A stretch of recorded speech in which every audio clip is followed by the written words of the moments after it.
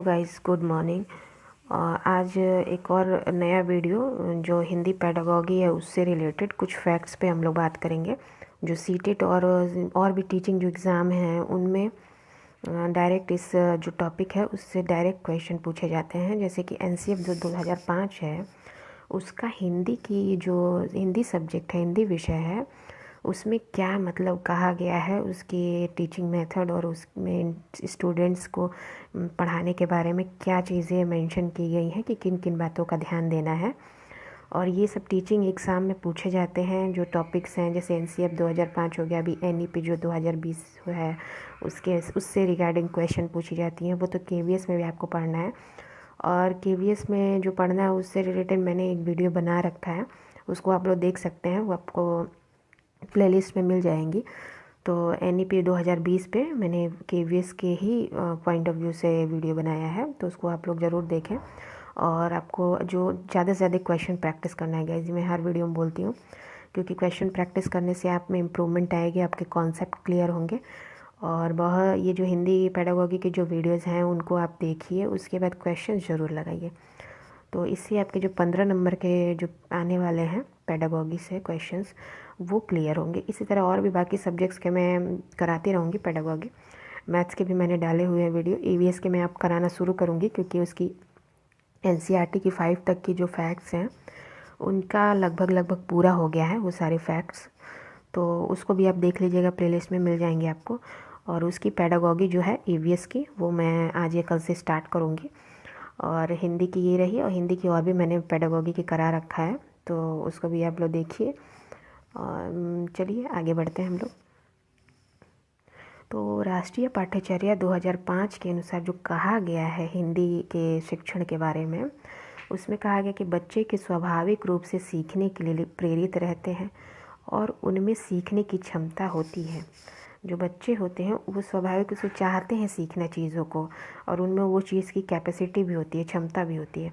अर्थ निकालना, अमूर्त सोच की क्षमता विकसित करना, विवेचना का व कार्य करना अधिगम की प्रक्रिया के सर्वाधिक महत्वपूर्ण पहलू हैं।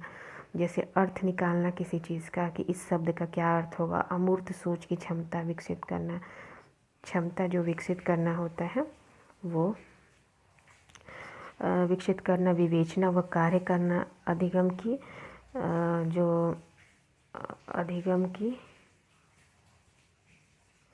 जो अधिगम की प्रक्रिया है वो उसको सर्वाधिक महत्वपूर्ण पहलू होता है उसका। जो हम लोग जैसे मान लीजिए कि शब्दार्थ देते हैं बच्चों को करने के लिए, वो बच्चे उसको लिख के ले आते हैं उन शब्दों का अर्थ, या अनेक शब्दों के एक शब्द हो गया, या क्लासरूम में नॉर्मल सी मतलब चाहे जो पाठ है उसको पढ़वाना। तो इस तरीके जो अधिगम हम करवाते हैं वो सब भी महत्वपूर्ण होता है, वो बहुत ज़रूरी होता है करवाना हिंदी या किसी भी सब्जेक्ट में। तो बच्चे को दूसरों के साथ अन्योन्य क्रिया करके सीखते हैं, इसलिए उन्हें सभी प्रकार के अवसर मिलने चाहिए। बच्चे मानसिक रूप से तैयार हों उससे पहले ही उन्हें पढ़ा देना बाद की अवस्थाओं में उनमें सीखने की प्रवृत्ति को प्रभावित करती है। तो जैसे जो भी मानसिक रूप से जब बच्चे तैयार हों उनको तभी पढ़ा देना चाहिए, बाद में क्या नहीं कि मतलब वो बाद में इन चीज़ों को पढ़ेंगे, क्योंकि बाद में हो सकता है कि उनकी मानसिक स्थिति वैसी ना हो तो वो चीज़ों को ना पढ़ पाएँ। तो इसलिए उनको जब मतलब क्लासरूम में हैं, जब वो एक्टिविटी हो रही है, तो उसी समय उन सूचनाओं को, उन चीज़ों को अगर संप्रेषित किया जाए तो बच्चे ग्रहण करने में उनको आसानी होती है। तो ये सारी कुछ पॉइंट्स हैं। बच्चे स्कूल व घर दोनों जगहों पर सीखते हैं, ये तो है ही। जैसे भाषा जो है हिंदी या इंग्लिश या जो भी है, वो सारी चीज़ें जो बच्चों का विकास होता है वो घरों से ही सबसे पहले होता है। तो घर और स्कूल में तो उनकी चलती ही है जो औपचारिक रूप से शिक्षा होती है। तो अतः इन दोनों जगहों में सही संबंध रहे तो सीखने की प्रक्रिया पुष्ट होती है। मतलब कि अगर स्कूल में जो चीज़ें पढ़ाई जा रही है उसको घर पे भी ध्यान दिया जाए, गार्जियन द्वारा उन सब चीज़ों को बच्चों को बताया जाए कि इसको इस तरीके से बच्चे पढ़ना है, या कुछ गलती हो रही है तो उसको सुधारा जाए। तो कहने का मतलब है कि जितना शिक्षक बच्चों पे समय देता है, ध्यान देता है, उतना ही परिवारजनों को भी बच्चों पे ध्यान देना चाहिए। तो उससे बच्चे का जो होता है वो सर्वांगीण विकास होता है, वो हर तरीके से उसके में जो होता है सुधार होती है। सीखने की एक गति होनी चाहिए। ताकि विद्यार्थी अवधारणाओं को समझ सके और आत्मसात कर सके। कई बार जो भी चीज़ें हम सिखाते हैं उसकी तेज़ गति या धीमी गति भी जो सीखने की प्रक्रिया उसको प्रभावित करती है। मतलब कि जो भी चीज़ सिखा रहे हैं उसकी जितनी अप्रूव गति चाहिए, जितनी गति में वो चीज़ें होनी चाहिए। अगर कुछ कठिन विषय है तो उसको आसानी से समझाया जाए, समय दिया जाए उस पर और अभ्यास कराया जाए ज़्यादा से ज़्यादा। और आसान चीज़ें हैं तो उनको ये नहीं है कि उनको 1 महीना तक आप चलाते रहें। जो चीज़ें आसान हैं जिनको अगर 1 दिन 2 दिन में ख़त्म किया जा सकता है तो उसको उतने में, क्योंकि उससे बच्चों में क्या है, अरुचि पैदा होती है, वो मतलब बोरियत होने लगती है उनमें। तो इसलिए जो चीज़ों की जो गति बनाई गई है उसी हिसाब से अवधारणाओं को, कॉन्सेप्ट को बताया जाए तो उससे बच्चे क्या है, जल्दी आत्मसात करते हैं। सीखने की विविधता और चुनौतियाँ होनी चाहिए ताकि वह बच्चों को रोचक लगे और उन्हें व्यस्त रख सके।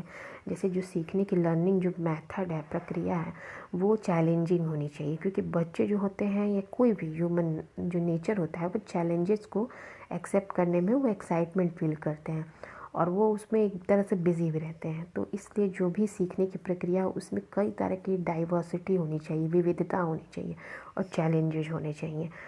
ऊब महसूस होना इस बात का संकेत है कि वह कार्य बच्चा अब यांत्रिक रूप से दोहरा रहा है और उसका संज्ञानात्मक मूल्य खत्म हो गया है।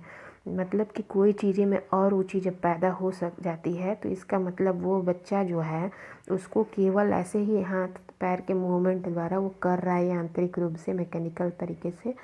उसका जो संज्ञानात्मक जो विकास है, समझ है, उसका जो मूल्य है वो ख़त्म हो चुका है। वो अपने संज्ञानात्मक चीज़ों को प्रयोग नहीं कर रहा है, वो एक ज़बरदस्ती उस चीज़ को करे जा रहा है। सीखना मध्यस्थता के बिना भी हो सकता है।